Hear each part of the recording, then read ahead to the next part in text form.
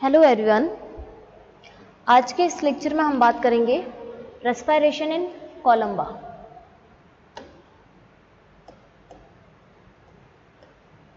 Respiration in Columba. जो pigeon होता है हमारा, पिजन के अंदर हम रेस्पिरेशन किस प्रकार से देखते हैं। तो अगर हम पिजन के अंदर रेस्पिरेशन की बात करें तो इसके अंदर रेस्पिरेशन कौन सा होता है? पल्मोनरी रेस्पिरेशन होता है। कौन सा रेस्पिरेशन देखने को मिलता है हमें? पल्मोनरी रेस्पिरेशन देखने को मिलता है। लेकिन पल्मोनरी रेस्पिरेशन जो होगा वो किसके थ्रू होगा? लंग्स के थ्रू होगा। बर्ड्स जो होते हैं, बर्ड्स के अंदर क्या होता है? इनके अंदर लंग्स के नीचे की तरफ डायफ्राम जो होती है, ये डायफ्राम क्या होती है? एब्सेंट होती है। डायफ्राम बर्ड के अंदर क्या होती है? एब्सेंट होती है। इसी की वजह से लंग्स जो होते हैं, लंग्स को थोरेसिक कैविटी के अंदर फैलने के लिए ज़्यादा जगह नहीं मिलती है। थोरेसिक कैविटी के अंदर फैलने के लिए लंग्स को क्या होता है? ज़्यादा स्पेस अवेलेबल नहीं होता है। थोरेसिक कैविटी में लंग्स जो होते हैं, हम देखते हैं अगर हमारे अंदर रेस्पिरेशन की हम बात करें तो डायफ्राम जब ऊपर नीचे होती है, मतलब एक्सपायरेशन और इंस्पायरेशन जब होता है तो उस टाइम पे डायफ्राम क्या करती है? लंग्स को स्पेस प्रोवाइड करती है। तो बर्ड्स के अंदर तो थोरेसिक कैविटी जो होती है वो डायफ्राम जो होती है वो एब्सेंट होती है। तो उस टाइम पे लंग्स जो होते हैं थोरेसिक कैविटी के अंदर ज़्यादा फैल नहीं पाते हैं। क्या नहीं हो पाते हैं? ज़्यादा फैल नहीं पाते हैं। ठीक है, फैल नहीं पाते तो उसकी वजह से क्या होता है? इनके अंदर लंग्स जो होते हैं वो लंग्स कम एयर ले पाते हैं। उसकी वजह से क्या होता है? कम एयर जो होती है वो इनकी बॉडी के अंदर जाती है, कम एयर एंटर होती है। कम एयर अगर एंटर होगी तो क्या होगा? बर्ड्स जो होते हैं, बर्ड्स तो कैसे होते हैं? एक्टिव होते हैं बहुत ज़्यादा। क्यों? क्योंकि इनको तो क्या करना होता है? इनको तो फ्लाइट करनी होती है। फ्लाइट मतलब इनको तो उड़ना होता है। तो उड़ने के लिए इनको क्या चाहिए होता है? ज़्यादा ऑक्सीजन की ज़रूरत होती है। ज़्यादा ऑक्सीजन की ज़रूरत होती है। लेकिन हम देख रहे हैं कि इसके अंदर डायफ्राम क्या है? एब्सेंट है। तो उसकी वजह से लंग्स को फैलने के लिए ज़्यादा स्पेस नहीं मिल पा रहा है। ज़्यादा स्पेस नहीं मिल पा रहा तो उसकी वजह से एयर जो होती है वो कम एंटर करती है। तो इस चीज़ को कम करने के लिए, इस चीज़ को हम प्रिवेंट करने के लिए हम देखते हैं कि जो बर्ड्स होते हैं, बर्ड्स के अंदर क्या पाया जाता है? इसके अंदर एयर सेक्स प्रेजेंट होता है। क्या प्रेजेंट होता है? एयर सेक्स हमें देखने को मिलते हैं। ये एयर सेक्स क्या करता है? ये ज़्यादा से ज़्यादा एयर को अपने अंदर लेते हैं। क्या करता है? एयर गेन का जो एरिया होता है उसको बढ़ा देते हैं। एयर गेन का जो एरिया होगा उसको क्या करेंगे? ये इंक्रीज कर देंगे, जिसकी वजह से बर्ड्स के अंदर क्या होगी? ज़्यादा से ज़्यादा ऑक्सीजन आएगी और बर्ड्स को इनकी जो एक्टिविटी होगी, एक्टिविटी को करने के लिए इनके अंदर ज़्यादा ऑक्सीजन इनको मिल पाएगी। तो हम देखते हैं कि बर्ड्स के अंदर ये थोड़ा सा यहाँ पर डिफरेंस होता है। इनके अंदर डायफ्राम की जगह पर क्या पाए जाते हैं? एयर सेक्स पाए जाते हैं। अब अगर हम इसके अंदर बात करें तो बर्ड्स का या कोलंबा का रेस्पिरेशन पढ़ने के लिए हम तीन चीज़ों को देखते हैं। कोलंबा का जब हम रेस्पिरेशन अगर हम देखते हैं तो उसके लिए हम तीन चीज़ें देखते हैं। पहला आता है इसका रेस्पिरेशन ट्रैक। रेस्पिरेशन ट्रैक जो होता है वो कैसा होता है? ठीक है, उसके बाद हम बात करते हैं इसके अंदर रेस्पिरेटरी ऑर्गन की। रेस्पिरेटरी ऑर्गन की हम बात करेंगे। उसके बाद में हम इसके अंदर बात करेंगे एयर सेक्स की। ठीक है, इन तीनों की चीज़ों की अगर हम बात करते हैं, हम बात करते हैं रेस्पिरेशन ट्रैक की। तो सबसे पहले इसके अंदर क्या पाया जाता है? इसके अंदर एक्सटर्नल नेसेस पाए जाते हैं। क्या पाए जाते हैं? एक्सटर्नल नेसेस हमें इसके अंदर देखने को मिलते हैं। मैं दूसरी स्लाइड पे लिख देती हूँ उसके बात को। हम बात करते हैं सबसे पहले रेस्पिरेशन ट्रैक की। ठीक है, तो सबसे पहले एयर जो एंटर होगी तो बर्ड्स का जो चोंच वाला जो एरिया होता है उसके यहाँ पर क्या पाए जाते हैं, नेसल पाए जाते हैं। क्या पाए जाते हैं, यहाँ पर नेसल पाए जाते हैं। और यहाँ से फिर क्या होती है, यहाँ से फिर वो एयर जो होती है वो अंदर की तरफ एंटर करती है। तो सबसे पहले कहाँ से जाएगा, एक्सटर्नल नेसल से, एक्सटर्नल नेसल हम बोल सकते हैं, यहाँ से जाता है नेसल चैम्बर के अंदर। कहाँ पर जाती है एयर, नेसल चैम्बर के अंदर। नेसल चैम्बर से फिर जाती है इंटरनल नेसल के अंदर। कहाँ पर जाएगी, इंटरनल नेसल के अंदर। इंटरनल नेसल से फिर एयर जो होती है वो जाती है फेरिंग्स, फेरिंग्स से फिर ग्लोटिस, ग्लोटिस से लैरिंग्स, और लैरिंग से ट्रेकिया, और ट्रेकिया से फिर ये किस में जाएगी, ये जाकर के दोनों लंग्स में, राइट लंग और लेफ्ट लंग के अंदर ये एयर चली जाएगी। अगर हम ट्रैक की बात करते हैं तो कुछ इस तरह का ट्रैक होता है। लेकिन अगर हम ग्लोटिस और लैरिंग्स की बात करें तो लैरिंग्स जो होता है वो बीच में होता है और ग्लोटिस इसके चारों ओर इस तरह से पाया जाता है। डायग्राम के अंदर हम देखेंगे किस प्रकार से होता है। तो कुछ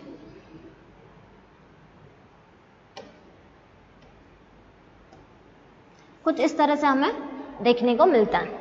अगर हम इसके लैरिंग्स की बात करें तो इसके लैरिंग्स के अंदर वोकल कॉर्ड जो होते हैं वो एब्सेंट होती है। क्या होती है, वोकल कॉर्ड एब्सेंट होती है। अगर वोकल कॉर्ड एब्सेंट है तो फिर बर्ड्स चहचहाते कैसे, तो इसके लिए इसमें एक स्पेशल स्ट्रक्चर पाई जाती है जिसको हम सेरिंग्स बोलते हैं। वो कहाँ पाई जाती है उसको भी हम डायग्राम के अंदर देखेंगे। तो ये तो हो गया हमारा रेस्पिरेटरी ट्रैक, ठीक है। अब अगर हम रेस्पिरेटरी ऑर्गन की बात करें, हम किसकी बात करें, सेकंड हमारा आता है रेस्पिरेटरी ऑर्गन की।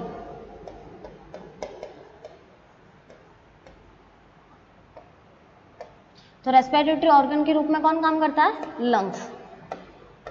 कौन काम करता है, लंग्स। फिर अगर हम एयर चेक्स की बात करें इसके अंदर, तो इसके अंदर टोटल 9 एयर चेक्स पाए जाते हैं। टोटल 9 एयर चेक्स हमें देखने को मिलते हैं, ठीक है। किस प्रकार से होता है उसको हम डायग्राम में देख लेते हैं, ओके। तो अब अगर हम बात करें इसके अंदर रेस्पिरेटरी सिस्टम की, तो हम डायग्राम के अंदर देखते हैं। सबसे पहले हम इस डायग्राम को देखेंगे। ये क्या है, ट्रैकिया। हमने इससे पहले देखा था कि जो ट्रैक होता है, ट्रैक के अंदर कहाँ से आ रही एयर, पहले एक्सटर्नल नेसल से, फिर वो नेसल चैम्बर में आ रही, फिर इंटरनल नेसल, इंटरनल से फिर फेरिंग्स, फिर ग्लोटिस और लैरिंग्स, और उसके बाद में कहाँ पर आती है, ट्रैकिया के अंदर आती है। तो किस प्रकार से ट्रैकिया के अंदर आती है, इसके ऊपर की तरफ अगर हम बात करूं तो इसके ऊपर की तरफ यहाँ पर इस तरह का ग्लोटिस पाया जाता है, और इसके अंदर यहाँ पर क्या पाया जाता है, लैरिंग्स पाया जाता है। ये जो ट्रैकिया जो बनी हुई है इसके ऊपर इस तरह से, ये क्या हो गया, ये हो गया ग्लोटिस। ग्लोटिस इसके चारों ओर कवर है, और बीच वाला ये जो हो गया, ये क्या हो गया, लैरिंग्स। क्या हो गया, ये लैरिंग्स हो गया, ठीक है। तो लैरिंग्स और ग्लोटिस की पोजीशन जो होती है वो कुछ इस प्रकार से ट्रैकिया से जुड़ी हुई रहती है। एयर आती है ग्लोटिस से होते हुए लैरिंग्स के अंदर, फिर लैरिंग्स से फिर वो कहाँ पर जाएगी, ट्रैकिया के अंदर। तो ये जो लैरिंग्स होता है, लैरिंग्स के अंदर, इसके अंदर वोकल कॉर्ड जो होता है वो एब्सेंट होता है, ठीक है। ये ट्रैकिया जो होता है, ये ट्रैकिया नीचे की तरफ आकर के किस में खुलता है, ये ट्रैकिया आकर के खुलता है सिरिंग्स के अंदर। किसके अंदर खुलता है, सिरिंग्स के अंदर। और यही सिरिंग्स इसके अंदर क्या काम करती है, ये वॉइस को क्रिएट करने की काम करती है। क्या काम करेगी, ये वॉइस को क्रिएट करने का काम करेगी। अगर हम सिरिंग्स के अगर एक बार के लिए स्ट्रक्चर देख लें तो ये सिरिंग्स के अंदर ये दोनों एक्सटर्नल व्यू जो होता है ये कुछ इस प्रकार का होता है। ये क्या आ रही है, ये ट्रैकिया, ट्रैकिया के अंदर ये क्या बनी हुई, ट्रैकियल रिंग्स बनी हुई हैं। क्या बनी हुई है, ये ट्रैकियल रिंग्स बनी हुई हैं, ठीक है। और इसके बीच में ये जहाँ पर ये डिवाइड हो रहा है, ये वाला पोर्शन जो है वो कौन सा है, ये वाला बीच वाला पोर्शन है ये सिरिंग्स, ठीक है। अब अगर हम इसका लॉन्गिट्यूडनल सेक्शन देखते हैं तो ये पूरी की पूरी कैविटी वाला जो पोर्शन है, ये कैविटी वाला पोर्शन ये कौन सा है, सिरिंक्स वाला, ठीक है। ये क्या है, ये साइड साइड में ये बनी हुई है ट्रैकिया, इसके अंदर ये क्या पाई जा रही है, ये ट्रैकियल रिंग्स पाई जा रही है, जो कि ये इसके अंदर ये ऐसे, ठीक है, ये ट्रैकियल रिंग्स है। इसके अंदर 3 हमें ब्रोंकियल रिंग देखने को मिलती है। कितने रिंग देखने को मिलती हैं, 3 ब्रोंकियल रिंग देखने को मिलती हैं, जहां से ये ब्रोंकिया में डिवाइड हो रहा है। ट्रैकिया जो है वो जहां से ब्रोंकिया में डिवाइड हो रहा है वहां पर हमें 3 ब्रोंकियल रिंग देखने को मिलती है, फर्स्ट, सेकेंड और थर्ड। ये यहाँ से क्या हो रहा है, ट्रैकिया जो है वो आगे ब्रोंकिया के अंदर डिवाइड हो रहा है। अब अगर हम इस कैविटी के अंदर बात करें तो इस कैविटी के अंदर क्या पाई जाती है, ये जो कैविटी होती है इस कैविटी को बोलते हैं टिम्पेनम। क्या बोलेंगे, टिम्पेनम, ठीक है। यही कैविटी, ये टिम्पेनम जो होता है यही क्या करता है, इसी की मेम्ब्रेन वॉइस को क्रिएट करने का काम करती है, जिसकी वजह से बर्ड्स जो होते हैं वो चेंचाते हैं, ठीक है। बर्ड्स की जो भी आवाज़ आती है उनके चेंचाने की, चींची करने की, वो किसकी वजह से आती है, इस टिम्पेनम के मेम्ब्रेन के अंदर जब एयर एंटर करती है तो वो वाइब्रेट करती है, ठीक है। नीचे की तरफ अगर हम बात करें तो ये जो स्ट्रक्चर हमें दिख रही है, ये स्ट्रक्चर, ये क्या होती है, ये होती है पिसुलस। क्या होती है, ये पिसुलस होती है,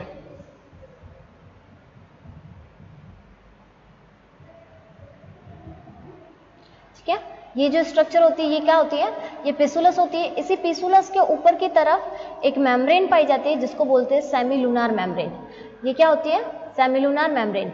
ये कहाँ पर पाई जा रही है, इस टेम्पेनम के अंदर नीचे की तरफ। तो एयर जब आएगी अंदर आएगी तो अंदर आकर के कहाँ टकराएगी, इस सेमीलुनार मेम्ब्रेन से टकराएगी। फिर इसके अंदर नीचे की तरफ हमें कैविटी देखने को मिलती है जिसको हम बोलते हैं इंटरक्लेविकुलर एयर सैक। कौन सा एयर सैक देखने को मिल रहा है यहाँ पर हमें सेरिंग्स के नीचे की तरफ, इंटरक्लेविकुलर एयर सैक, जो हमें रेस्पिरेटरी सिस्टम में भी देखने को मिलेगा अभी। फिर ये इंटरक्लेविकुलर एयर सैक जो होता है ये नीचे की तरफ ये 2 ब्रांचेस के अंदर डिवाइडेड हो जाता है, ठीक है, ठीक है। जिसको हम क्या बोलते हैं, इनके बीच का जो स्पेस होता है इसको हम क्या बोलते हैं, ब्रोंकस। क्या बोलते हैं हम इनको, ब्रोंकस बोलते हैं। ये जो टेम्पेनम होता है इस टेम्पेनम के अंदर 2 मेम्ब्रेन पाई जाती है। ये जो इसकी बाहर वाली ये जो मेम्ब्रेन होती है ये वाली तो कहलाती है इंटरनल टेम्पेनम मेम्ब्रेन, और ये वाली जो मेम्ब्रेन होती है जो ब्रोंकस की वाली जो होती है, ठीक है, ब्रोंकस के इंटरनल बोल सकते हैं, उसको हम बोलते हैं एक्सटर्नल टेम्पेनिफॉर्म मेम्ब्रेन। तो हमें इसके अंदर 3 मेम्ब्रेन देखने को मिलती हैं, सेमीलुनार, एक्सटर्नल टेम्पेनिफॉर्म और इंटरनल टेम्पेनिफॉर्म मेम्ब्रेन देखने को मिलती है। साथ ही साथ हमें ट्रेकिया के चारों ओर क्या देखने को मिलता है, ट्रेकिया के चारों ओर इसके अंदर मसल्स पाए जाते हैं जिसको हम बोलते हैं सेरिंजियल मसल्स। क्या बोलेंगे हम, सेरिंजियल मसल्स। तो ये स्ट्रक्चर किसकी होती है, सेरिंग्स की होती है। इसलिए हमने बोला था इसके अंदर लैरिंग्स जो होता है वो एब्सेंट होता है, सॉरी लैरिंग्स तो प्रेजेंट होता है, लैरिंग्स के अंदर वोकल कॉर्ड एब्सेंट होता है, लेकिन फिर भी इनके अंदर वॉइस आती है। तो वॉइस किसकी वजह से आती है, वो आती है सेरिंग्स की वजह से। अब हम वापस आते हैं हमारे रेस्पिरेटरी सिस्टम के ऊपर। तो एयर जब आ रही है लैरिंग से,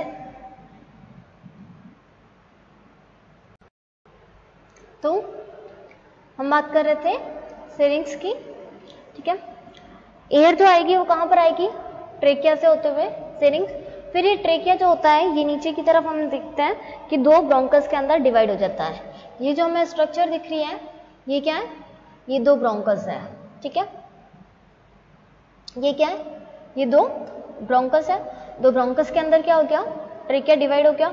ये ब्रोंकस आकर के किस में खुल रहा है, ये खुलता है लंग्स के अंदर, ठीक है, राइट और लेफ्ट लंग के अंदर। ये इसके अंदर क्या बने हुए हैं, दोनों ही साइड के अंदर 2 लंग्स इसके अंदर बने हुए हैं। और इसके अंदर हमने बात की थी कि इसके अंदर क्या होता है, डायफ्राम जो होती है वो एब्सेंट होती है, तो उसके लिए इसके अंदर क्या पाए जाते हैं, एयर सैक्स पाए जाते हैं। और टोटल एयर सैक्स इसके अंदर कितने होते हैं, 9 एयर सैक्स इसके अंदर पाए जाते हैं। तो हम इसके अंदर अगर एयर सैक्स की बात करें तो सबसे पहले हम बात करते हैं नीचे की तरफ। नीचे की तरफ ये जो दिख रहे हैं ये एक क्या है, ये एब्डोमिनल एयर सैक है। क्या है ये, एब्डोमिनल एयर सैक है। एब्डोमिनल एयर सैक जो होता है इनका क्या काम होता है, ये जैसे जो विसरल ऑर्गन्स होते हैं जैसे कि इंटेस्टाइन हो गया, स्टमक हो गया, इसके अलावा और भी दूसरे जो पार्ट होते हैं वहां पर क्या करते हैं, एयर को ट्रांसफर करने का काम करते हैं। क्या करते हैं, विसरल ऑर्गन के अंदर ये क्या करता है, एयर को ट्रांसफर करेंगे, ठीक है।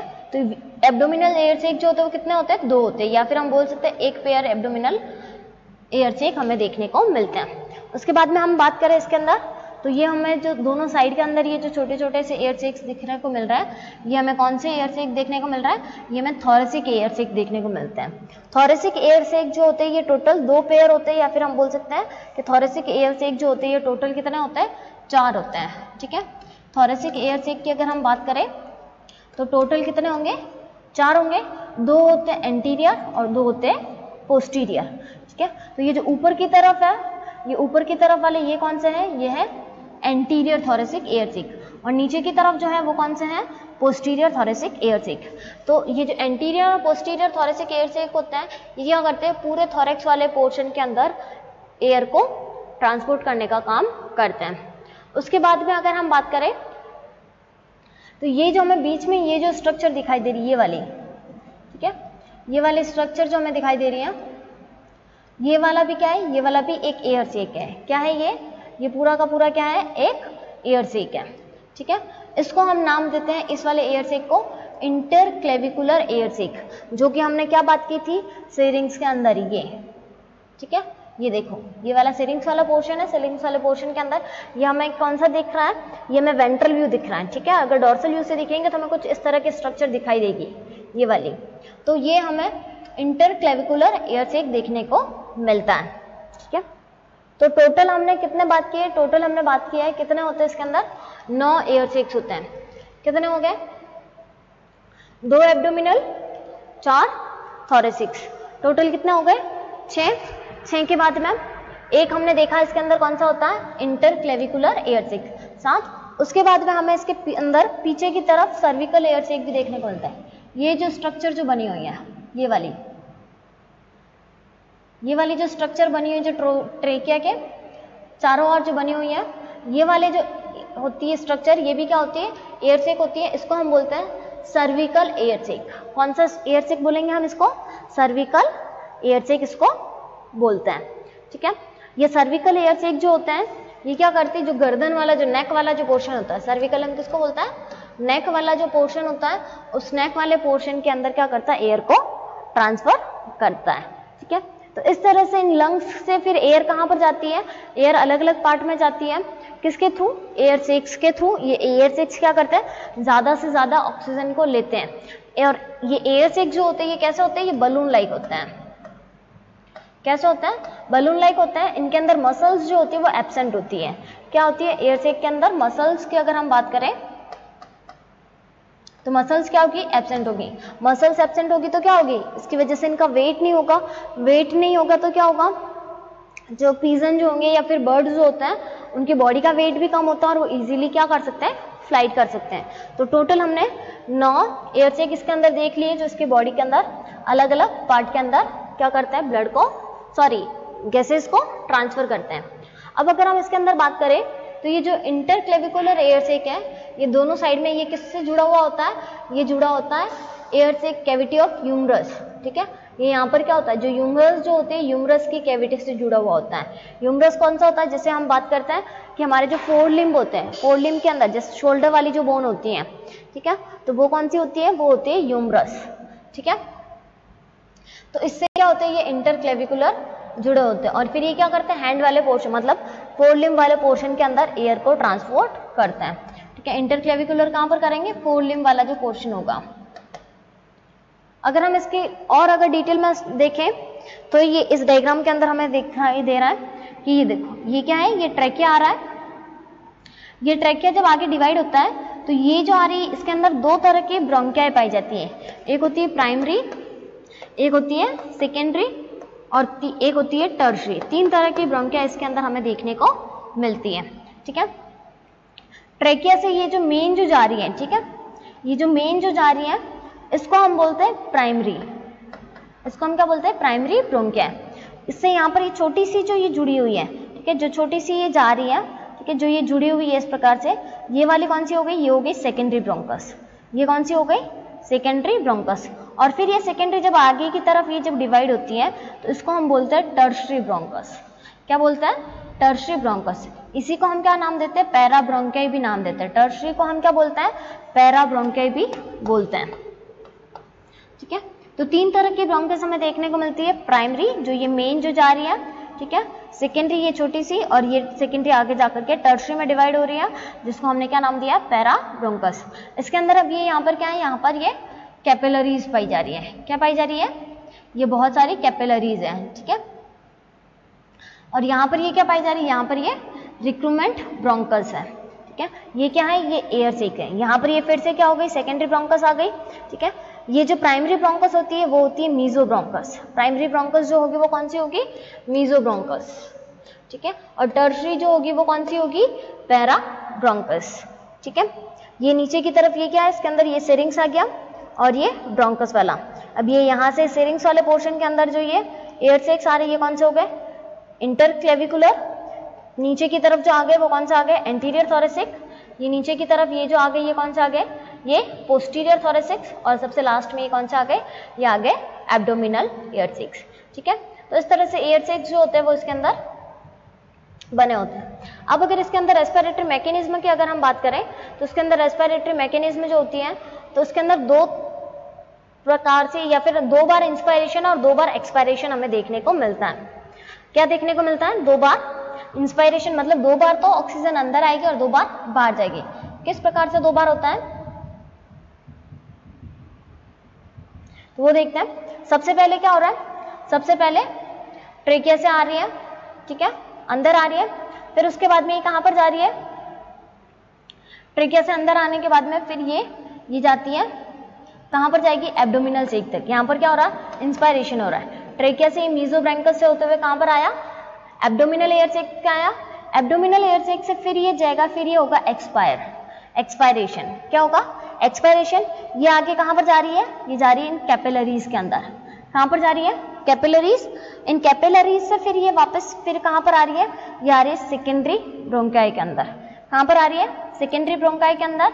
ठीक है, यहां से फिर ये कहां पर जाएगी, सर्विकल एयर सेक के अंदर जाएगी। कहां पर जाएगी, सर्विकल एयर सेक के अंदर। तो यहां पर फिर से क्या होगा, यहां पर हो गया इंस्पायरेशन, और यहां से फिर ये क्या होगी, यहां से फिर ये बाहर निकलेगी, तो फिर यहां पर क्या हो गया, एक्सपायरेशन। ठीक है, तो इस प्रकार से हम बोलते हैं कि इसके रेस्पिरेटरी मैकेनिज्म के अंदर हमें 2 प्रकार से इंस्पायरेशन और 2 टाइप से एक्सपायरेशन देखने को मिलता है। ठीक है, पहले क्या, ट्रेकिया से सीधा कहां पर आई, एब्डोमिनल। एब्डोमिनल से हो गई कहां पर, कैपिलरीज के थ्रू। तो यहाँ पर क्या हो गया, रिक्रूटमेंट ये ब्रोंकस है, इसके थ्रू क्या हो गया, एक्सपायरेशन। कैपिलरीज से फिर ये कहां पर गई, ये दूसरे एयर सेक में गई, तो यहाँ पर फिर से इंस्पायरेशन, और फिर ये ट्रेकिया से ये बाहर निकली, तो फिर से क्या हो गया, एक्सपायरेशन। तो इस तरह से हमने क्या देखा, इसके अंदर 2 प्रकार से, मतलब 2 बार इंस्पायरेशन और 2 बार एक्सपायरेशन देखने को मिलता है। तो इस तरह से कोलंबा के अंदर रेस्पिरेशन कंप्लीट होता है। नेक्स्ट लेक्चर के अंदर हम जो हमारे नेक्स्ट एनिमल है उसके अंदर रेस्पिरेशन पढ़ेंगे।